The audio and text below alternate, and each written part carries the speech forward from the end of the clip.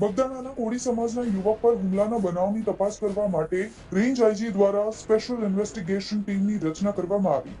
એસઆઈટીએ હુમલાના 8 આરોપીઓના 7 દિવસના રિમાન્ડની માંગણી મહુવા કોર્ટમાં કરી હતી, જે બાદ મહુવા કોર્ટ દ્વારા આ બનાવના 8 આરોપીઓના 3 દિવસના રિમાન્ડ મંજૂર કર્યા હતા. બીજી તરફ આ કેસમાં ગુનાહિત ષડયંત્ર અને ગેરકાયદે અવરોધની કલમનો ઉમેરો કરવામાં આવ્યો. 8 આરોપીઓના 3 દિવસના રિમાન્ડ હવે પૂર્ણ થઈ ગયા છે, ત્યારે હવે શક્યતા છે કે નવા ખુલાસાઓ અને આ કેસમાં નવું વળાંક આવી શકે છે. બગદાણાના કોળી સમાજના યુવક નવનીતભાઈ બાલદિયા પર થયેલા હુમલાના બનાવના પડઘા ગાંધીનગર સુધી પડ્યા. બગદાણા પીઆઈથી પ્રારંભ થયેલી આ કેસની તપાસ દરમિયાન પોલીસની ભૂમિકા પર ઊભા થયેલા સવાલો બાદ ભાવનગર રેન્જ આઈજી દ્વારા આ કેસની તપાસ કરવા માટે ધારી એસપીની અધ્યક્ષતામાં સ્પેશિયલ ઇન્વેસ્ટિગેશન ટીમની રચના સોમવારના રોજ કરવામાં આવી હતી.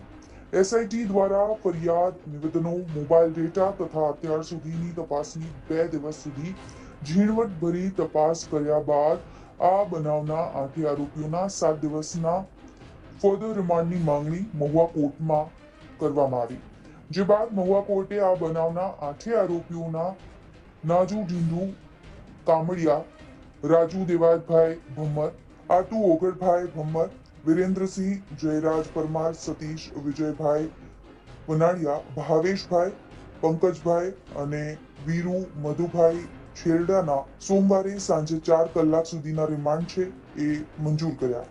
તેમજ આ મામલે કલમ 61(2) ગુનાહિત ષડયંત્ર રચવું અને 126 ગેરકાયદે અવરોધની કલમનો ઉમેરો કરવામાં આવ્યો હોવાનું જાણવા મળ્યું. એસઆઈટી દ્વારા સમગ્ર કેસની ઊંડાણપૂર્વક તપાસ તેમજ અત્યાર સુધી તપાસમાં રહેલી જે ક્ષતિઓ છે એ શોધવામાં આવી રહી હતી.